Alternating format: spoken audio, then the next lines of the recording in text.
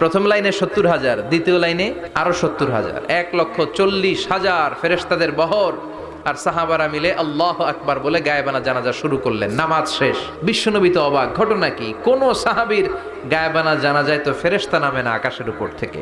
বিশ্বনবী জিজ্ঞেস করলেন, জিব্রাইল, কোন সাহাবীর গায়েবানা জানাজায় তোমরা আকাশ থেকে এত ফেরেশতার বহর নিয়ে নামো নাই? কি এমন আমল করেছে আমার মুয়াবিয়া? কি এমন ভালো গুণ ছিল, ভালো আমল ছিল, যার কারণে আরশের উপরে তার এত সম্মান?